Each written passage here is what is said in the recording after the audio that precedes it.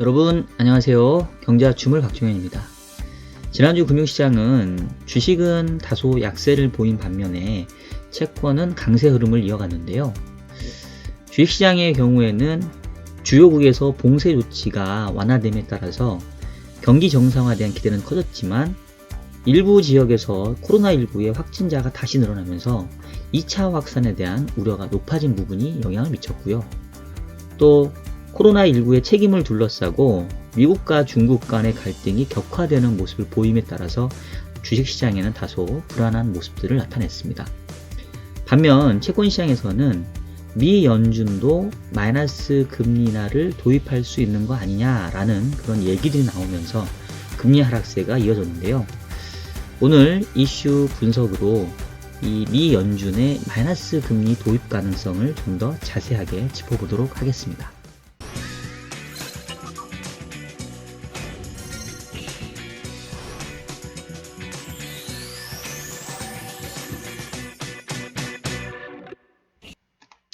자, 먼저 금융시장 흐름 좀 짚어보고 이슈 분석으로 넘어갈 텐데요. 말씀드렸던 것처럼 이제 최근의 이슈는 이제 주요국들에서 봉쇄 조치가 완화되면서 이제 경제 정상화에 대한 기대, 또 소비 회복에 대한 기대들, 뭐 보복 소비, 뭐 이런 얘기들이 좀 나오고 있고요. 지금 국내 같은 경우는 특히 그 재난기본소득 그 뭐 가구당 100만 원씩 이렇게 나눠준 상황이기 때문에 확실히 단기적으로 소비는 조금 올라올 수 있을 것 같아요. 근데 이제 문제는 봉쇄 조치가 완화되면서 이 코로나19의 확진자가 다시 늘고 있다는 얘기들, 그리고 2차 확산에 대한 우려도 좀 생기고 있다는 부분인데, 그 미국에서는 코로나 대통령이라고 불리더라고요. 이 앤서니 파우치 전염병 연구소 소장이 섣부른 경제활동 재개는 더 많은 고통과 죽음을 초래할 수 있다. 이런 얘기를 하면서 지금 뭐 단기적으로는 지금 글로벌리 뭐 미국도 그렇고 유럽에서도 확진자 증가세가 좀 줄고는 있는데 이게 이제 날씨가 더워지니까 좀 나타난 현상인 것 같고요. 이게 다시 찬바람 불고 이러면 다시 또 유행할 가능성 배제할 수는 없는 것 같아요. 하여튼 이제 그런 부분들이 좀 부담이 없고요. 이제 이런 와중에 사실 제가 봤을 때는 이제 더 큰 부담은 이거죠. 이 코로나19의 어떤 확산 책임을 두고 미국과 중국 간의 갈등이 좀 커지고 있는데 지금 관련된 기사를 한번 제가 소개를 해드리면 이제 뭐 다시 신냉전 뭐 이제 이런 얘기들이 좀 나오기 시작을 합니다. 지금 트럼프 대통령의 경우에 미국이 코로나19의 가장 큰 확진자와 사망자를 지금 배출하고 있기 때문에 어떻게든지 책임을 지금 좀 돌려야 되는 상황이고요. 그러면서 지금 뭐 강경한 발언을 쏟아냅니다. 중국과의 모든 관계를 뭐 끊을 수 있다. 뭐 지금은 얘기하고 싶지 않다. 이렇고요. 결국 지난주 금요일 같은 경우는 그 통신장비 화웨이 중국의 기업에게 미국 기술이 들어가서 만들어진 반도체를 공급하지 못하게 하겠다라고 지금 발표를 했는데요.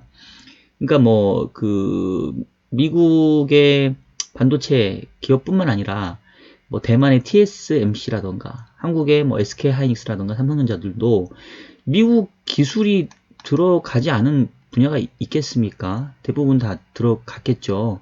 그러면 이제 우리도 뭐 미국이 저렇게 강경하게 나오면 화웨이에 수출 못한다 뭐 이런 얘기가 나올 수가 있는 거고요. 뭐 그것뿐만 아니라 또 그 미국의 연방 공무원 퇴직연금의 그 뭐 저축 계정에서 중국 주식 투자를 이제 전면 차단하기도 하는 뭐 하여튼 여러 가지 어떻게 보면 조금 치사한 것 같기도 하고 어떻게 보면은 중국이 정말 마음만 먹으면 뭐든지 다 할 수 있을 것 같은 뭐 상당히 조금 남들이 봤었을 때는 저렇게까지 해야 되나 싶긴 하지만 미국 그리고 트럼프 입장에서는 어떻게든지 중국을 상당히 비난 수위를 높이면서 이제 책임론을 회피하려고 하는 이제 이런 모습이 나타나고 있는데 이게 지금 11월 대선이 가까워지면 가까워질수록 더 심해지지 않겠어요? 그리고 지금 이제 오바마 전 대통령이 그동안 대부분 정치 활동 안 하다가 최근 들어서 지금 트럼프를 완전히 지금 저격하고 있던데 요번 미국의 대선이 트럼프와 조 바이든의 대결 구도가 아니라 어쩌면 트럼프와 다시 오바마의 대결 구도인 것 같은 느낌도 들고요. 하여튼 그런 부분들 때문에 지금 주식시장은 상당히 조금 불안합니다. 그래서 지금 차트를 보시면 지금 뭐 다우, 나스닥 조금 상승 탄력이 확실히 좀 둔화되는 이런 모습들을 좀 보여주고 있고요. 국내도 코스피가 1950선까지 매우 뭐 가파르게 올라온 이후에 지금 좀 주춤합니다. 다만 코스닥은 뭐 전 고점까지 지금 뚫어내는 아주 강한 강세를 보였는데 뭐 한국판 뉴딜 또 뭐 그린 분야 또 IT 분야 뭐 이런 부분들에 대한 정부 정책에 대한 수혜 기대감 때문에 코스닥 시장은 이제 매우 좀 큰 강세를 좀 이어왔습니다. 그래서 주시장은 일단은 뭐 제가 계속 몇 주 동안 이제 말씀드린 톤은 코로나19 이후에 강력한 반등 국면들은 일단은 조금 1차적인 부분은 좀 마무리되지 않았나 싶고, 여기서 뭐 다시 전저점을 향해 뚫고 내려간다 뭐 이렇게 보지는 않고요. 추가적인 상승을 위해서는 에너지를 모으는 기간, 그리고 동기가 좀 살아나는 모습들이 좀 회복세를 보이고, 또 뭔가 가시적으로 코로나19가 어느 정도 통제되고 백신이나 그런 치료제에 대한 부분들이 좀 나와줘야 가능하다. 일정 부분은 조금 쉬어가는 그런 모습들이 나타나지 않겠냐. 뭐 이제 그런 정도의 그런 전망을 계속 유지하고 있는 상황입니다. 반면 이제 채권 시장의 경우에는 앞서도 말씀드린 것처럼 이제 매우 강해요. 지금 뭐 미국채 금리 같은 경우는 뭐 거의 바닥 수준에 이제 계속 뭐 머물러 있었고요. 지금 그동안 금리가 조금 제법 올라왔던 국가들의 금리가 지금 다시 떨어지고 있고, 국내의 금리 같은 경우도 지금 국고채 3년 금리가 0.87%, 뭐 제로금리에 진입한 지 얼마 안 됐는데 지금 사상 최저치 경신을 지속하고 있고요. 한국 기준금리가 0.75니까 지금 3년과 국고채 3년과 기준금리의 그 스프레드는 이제 다시 또 한 10bp 초반 정도까지 상당히 빠르게 좁혀지고 있습니다. 장기채 금리도 지금 다시 바닥을 향해 내려오고 있고요. 결국 오늘 뭐 예고해 드린 대로 미 연준도 이제는 마이너스 금리를 도입하는 거 아니냐, 이제 이런 기대감들이 나오면서 지금 뭐 미국 금리가 계속 바닥권에 있고, 그러면서 각국의 금리도 지금 끌어내리는 이런 형태인데요. 이제 왜 이런 얘기들이 나왔는지 그 배경, 그리고 실제로 정말 연준이 마이너스 금리를 도입할 건지, 이 부분을 오늘 좀 자세하게 좀 말씀을 드려볼까 합니다. 자, 일단은 이제 마이너스 금리가 나온 배경은 뭐 단순하죠. 미국 경제가 상당히 좀 최근에 안 좋습니다. 지금 지난주 금요일 날 발표된 소매 판매의 경우에 전월비 마이너스 16%로 뭐 거의 하여튼 뭐 최저치 계속 그 기록을 갈아채울 거예요. 그 다음에 뭐 산업 생산도 뭐 얘도 지금 전월비 마이너스 11.2%. 그러니까 지금 미국의 경제 활동 자체가 완전히 지금 어그러져 있는 상황이고요. 지금 일각에서는 미국의 2분기 GDP가 마이너스 37%뭐 이렇게 얘기를 하는데, 저도 사실 처음에 이 숫자 듣고 아유 뭐 어떻게 그래도 아무리 경제가 안 좋아도 마이너스 37%가 전분기 대비 연율로 나올 수 있냐 싶었는데, 최근 지표들 보면은 충분히 뭐 나올 수도 있는 이제 이런 모습들이에요. 반면에 이제 뭐 물가는 또 상당히 낮게 나오고 있습니다. 그러니까 디플레에 대한 우려, 이런 것들이 지금 제기되고 있는 상황이기 때문에 연준도 바야흐로 이제 마이너스 금리를 도입하는 거 아니냐, 이제 이런 얘기들이 지금 나오고 있는 거고요. 실제로 그 최근에 FF 선물 시장을 보면 내년도 1분기까지는 아닌데 그 이후로 보게 되면은 미국의 FF 선물 시장이 마이너스 금리 가능성을 좀 반영하고 있어요. 지금 보시면은 이제 내년도 2분기 이후에 FF 선물의 마이너스 금리 반영 가능성인데, 보시면 5월 7일하고 5월 13일 비교해 보면은 이제 그 최근에 조금 다소 그 기대감이 낮아지긴 했지만 어쨌든 마이너스 금리의 가능성을 지금 미국의 FF 선물 시장은 반영을 하고 있고요. 여기에 또 촉발됐던 그런 매개체가 이제 트럼프 대통령의 그 트위터였는데, 트럼프 대통령이 이제 그런 얘기를 했죠. 뭐 유럽이나 또 일본이나 이런 국가들이 마이너스 금리 정책을 도입을 해서 혜택을 누리고 있는데 우리 연준은 왜 못하냐? 미국도 마이너스 금리라는 선물을 받아들여야 된다. 뭐 이렇게 지금 강하게 얘기를 한 상황이고요. 그러면서 이제 시장에서는 이제 또 기대감이 높아졌습니다. 반면 지금 연준의 입장은 지금까지는 상당히 단호해요. 우리는 마이너스 금리는 도입 안 한다. 지금 파월 의장이 지난주에 그 연설이 있었는데 경제 전망이 상당히 불투명하고 하방 위험도 상당하다라고 얘기를 했지만 마이너스 금리까지는 검토하고 있지 않다라고 얘기를 합니다. 자기들이 가지고 있는 툴킷, 즉 어떤 도구 안에는 마이너스 금리가 없다. 이제 이런 얘기를 하고 있어요. 기존의 전통적인 양적 완화, 또 일드 커브 컨트롤, 또 뭐 수익률 곡선의 변경, 그리고 포워드 가이던스 뭐 이런 것들로 충분히 대응할 수 있다라는 지금 얘기를 하고 있는 상황이고요. 그럼에도 불구하고 시장에서는 언제 연준이 순순히 변화를 받아들인 적 있냐? 그동안 계속 그 트럼프 대통령의 금리 인하의 압박에 반발했지만 결과적으로 지금 금리가 다시 또 제로로 떨어지지 않았냐? 결국은 마이너스 금리도 시간의 문제일 뿐이지 미국이 도입하는 거 아니냐? 지금 뭐 이제 이런 얘기들이 지금 나오고 있는 상황입니다. 자, 그러면 과연 미국이 마이너스 금리 정책을 도입할 것이냐라는 거에 대한 제 의견은 일단 단기적으로는 어려울 것이다. 그리고 최후의 보루로 남겨둘 것이다. 이게 제 판단인데요. 현재 미국의 기준금리를 보면 이제 0에서 0.25%, 즉 2008년도 금융위기 이후에 최저 수준으로 지금 다시 회귀를 한 상황인데, 뭐 금융위기하고 비교를 해보면 이 코로나19 팬데믹 위기는 뭐 파월 의장도 그렇고 다른 경제 전문가들도 이거는 유례를 찾아볼 수 없다. 과거의 금융위기의 그 본질은 금융 시스템의 문제이기 때문에 시스템은 고치면 되거든요.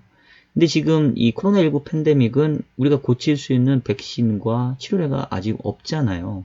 그래서 최근에 경제활동이 어느 정도 정상화되고 있지만 예전 수준으로 바로 돌아가기가 좀 어렵겠죠. 그리고 뭐 이게 코로나가 다시 재발했다가 또 주춤해졌다가 재발했다가 반복하기 때문에 그 정상화의 정도 자체가 예전과 비교해보면은 뭐 정상화가 완전히 되기는 어려울 거란 얘기죠. 그러면 이 충격이 상당히 좀 오래 갈 거기 때문에 연준 입장에서는 뭐 금융위기 때 쓰지 않았던 정책들도 지금 써야 될 필요성은 있을 겁니다.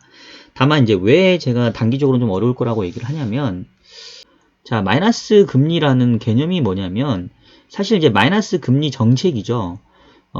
시중은행들이 그 미국 연준에 돈을 맡길 때 우리가 이제 초과 지준 불이라고 해서 지준금, 적정한 지준금 이상 초과된 부분에 대해서 중앙은행이 이제 시중은행에게 이자를 주는 거를 우리가 초과 지준 불이라고 얘기를 합니다. 근데 이게 이제 마이너스로 간다는 얘기는 그 시중은행이 넘치는 그 자금, 어떻게 보면은 그 적정한 지준금 이상으로 중앙은행에 돈을 맡겨도 이제 더 이상 이자를 주지 않겠다는 얘기예요. 유럽에서는 이미 이제 도입을 하고 있죠. 이제 왜냐면 아무리 유럽 중앙은행이 돈을 풀어도 시중은행이 대출을 안 해주니까 이제 일종의 페널티 방식으로 시중은행들 니네 자꾸 우리 중앙은행에 돈 맡기면 오히려 보관료 받을 거니까 얼른 이거 딴 데다가 지금 뭐 돈 써. 뭐 이렇게 지금 되고 있는 상황인데 미국하고 유럽하고는 조금 이제 은행 시스템이 좀 다른 부분이 있고요. 만약에 미국에서도 초과지준부리가 이제 마이너스가 붙어버리면 은행들 입장에서는 그 부담을 대출을 늘리는 형태보다는 오히려 대출 금리를 인상한 형태로 반영할 가능성이 있어 보여요. 그러면 역설적으로 오히려 중앙은행은 시중은행한테 니네 넘치는 초과지준금 우리 쪽에 맡기면 페널티 부과할 거야. 그러니까 대출해? 이러는데 은행 입장에서는 마땅한 대출처를 찾기가 힘들거든요. 그래서 여전히 지준금 이상을 그래도 안전한 중앙은행에 예탁하고 거기서 발생하는 마이너스 금리, 즉 보관료 수수료는 은행이 대출자에게 대출할 때 그 대출금리에 플러스 가산금리로 붙일 가능성이 크다는 얘기예요. 그럼 오히려 이게 실물 쪽에 유동성을 공급해주는 효과보다는 대출금리가 상대적으로 타이트해지는 이런 악영향이 나타날 수 있고요. 그리고 지금 미국의 MMF의 수탁고를 보게 되면 뭐 계속 늘어오고 있는 추세인데, 여기에다가 지금 마이너스 금리를 때려버리면 마이너스 금리 정책을 도입하게 돼버리면 그 시중은행들이 단기에 조달하는 금리들도 대부분 마이너스 비슷하게 갈 거거든요. 그러면 지금 단기 MF 자산에서 마이너스 금리가 발생하게 되면 일정 부분 자금 이탈이 나타날 수도 있습니다. 그럼 이제 급격하게 유동성이 악화되는 이런 모습이 나타날 수 있기 때문에, 이런 부분들 감안해 보면은 그렇게 쉽게 미 연준이 마이너스 금리라고 하는 아직 효과는 증명되지 않은 부분, 명확하게 지금 유럽에서도 마이너스 금리 도입한 이후에 경기가 살아나고 있다는 그런 어떤 확실한 징후가 없거든요. 그리고 오히려 은행의 수익성 악화가 지금 문제인 상황이기 때문에 검증되지 않은 정책을 미 연준이 섣불리 도입할 가능성은 저는 지금 상대적으로는 낮아 보인다, 이제 이런 생각이 들고요. 다만 이제 최후의 보루로 남겨둔다고 했던 이유는, 그럼에도 불구하고 계속해서 코로나19의 확산이 장기화되고 경제 침체가 되면 이제 뭐 긴급 충격 조치를 취해야 되는 거죠. 마치 이제 죽어가는 사람에게는 뭐 극약도 먹여보고 그리고 뭐 전기 충격을 줘서 쇼크를 한번 줘보기도 하고, 뭐 이제 이런 형태로 갈 소지는 있어요. 근데 저는 그러려면 지금 금융시장의 형태가 상당히 망가져야 될 텐데, 최근에 뭐 미국 주식 같은 경우에 조금 윗단이 막히긴 하지만 지금 뭐 최악에서는 지금 벗어난 모습 보여주고 있는데, 굳이 이 상태에서 무리하게 마이너스 금리라고 하는 충격 조치를 취할 필요가 있을까? 라는 생각이 저는 들어서, 그래서 마이너스 금리 뭐 얘기는 나올 수 있고 기대감은 시장에 반영될 수 있지만 실제 연준이 도입하기에는 쉽지 않고, 도입하려면 다시 금융시장이 충격을 받는 모습들이 좀 나타나야 될 거다. 근데 그거는 또 어떻게 보면은 극단으로 전망을 하는 것 같아서 아직은 저는 그렇게 보고 있지는 않다, 이렇게 말씀을 좀 드리고 싶고요. 지금 한국은행도 5월 28일 날 금통위가 있어서 우리나라도 지금 추가금리 인하 가능성 때문에 지금 그래서 국고세 합류 금리가 이렇게 좀 낮아져 있는 거거든요. 지금 단기 쪽 금리 같은 경우는 오히려 기준금리 밑돌고 있습니다. 0.75보다 밑도는 단기 쪽 금리도 있어요. 근데 저는 요번에 한은도 금리를 바로 내리기보다는 지금 채권시장에서의 관심은 3차 추경 규모거든요. 지금 뭐 한 30조 정도 넘어갈 걸로 생각이 돼서 상당히 수급 부담이 있는데, 시장이 원하는 바는 한은이 금리를 내려주기보다는 금리는 단기 쪽이니까 오히려 차라리 장기 쪽 채권을 사줘라, 직매입해줘라, 뭐 이런 쪽에 포커스가 맞춰질 가능성이 저는 좀 더 보다 크지 않냐, 뭐 이렇게 좀 생각을 하고 있습니다. 요 정도 해서 이제 뭐 이슈 전반적인 내용 짚어드렸고요. 마저 다른 시장하고 다음 주 우리가 살펴봐야 될 그 이벤트까지 살펴드리고 마무리할게요. 뭐 외환시장 같은 경우도 지금 다시 달러화 인덱스가 100까지 지금 올라왔고요. 뭐 지금 미국과 중국 간의 갈등 가능성 불거지니까 다시 안전자산인 달러에 대한 수요가 좀 높아졌습니다. 자, 최근 그리고 가장 뜨거운 시장은 원유 시장이죠. 유가가 지난주에는 또 거의 20% 가깝게 올라와서 지금 30불대에 육박하는 모습들을 보였는데, 뭐 상당히 드라마틱합니다. 제가 최근 영상에서 원유 ETF, 원유 ETN 투자 조심하셔라라고 얘기했는데, 뭐 이 시장 변동성 보면 정말로 뭐 상당히 손이 갈 수밖에 없는, 잘만 하면 하루에 몇십 프로 버는 거는 지금 뭐 일도 아닌 시장이 돼버렸어요. 특히 레버리지까지 붙었기 때문에 레버리지 ETF, 레버리지 ETN 하루 일일 변동 폭이 뭐 20%는 기본입니다. 근데 이거는 이제 투자라기보다는 정말 좀 뭐 투자와 투기가 사실은 뭐 금융적으로는 별로 구분하기가 어려운데, 하여튼 요거는 제가 봤을 때는 좀 고도의 집중력과 그런 어떤 뭐 능력들이 필요하니까 안전 투자를 지향하시는 분은 저는 조금 아닌 것 같고요. 일단은 이제 원유에 대한 그 수요, 특히 이제 중국 쪽에서 다소 조금 수요가 재개되는 부분들, 그리고 감산 흐름들이 좀 이어지다 보니까 이제 원유는 좀 제자리 찾아가는 것 같습니다. 근데 여전히 이 코로나19가 크게 해결되기 어려우면 상승에는 분명히 좀 한계가 있을 것 같습니다. 그리고 지금 금 가격도 고점에서 놀고 있고요. 그리고 비트코인 이거 제가 제 영상에서도 비트코인 이제 말씀 여러 번 드렸어요. 그러니까 저는 계속 말씀드립니다. 저는 비트코인 잘 모릅니다. 모르고 저는 그냥 비트코인을 일종의 인플레이션의 그 가능성을 반영하는 인덱스 정도로 봐요.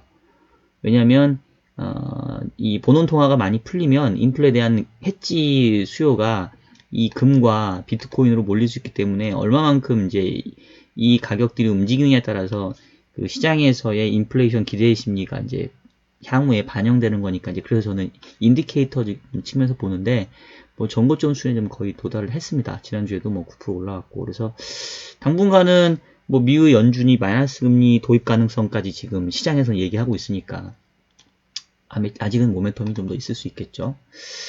자, 이어서 다음 주 일정들 한번 살펴보시면 일단 다음 주에는 그 파월의장이 다음 주에 조금 그 공식 석상에 섭니다.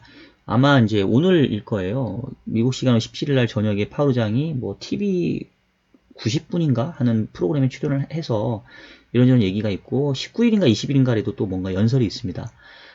지금 트럼프의 마이너스 금리 도입해라 라는 압박에 파월 의장은 일단은 그건 아닌 것 같고요 라고 선을 그었는데 지금 압박이 계속되고 있기 때문에 좀 더 그 부분에 대해서 얼마만큼 디펜스를 할 거냐 이 부분들 혹시 이 트럼프 파월 의장의 요 TV 출연이라든가 그 연설에서 좀 확인할 수 있을 것 같아서 좀 보시면 될 것 같고요.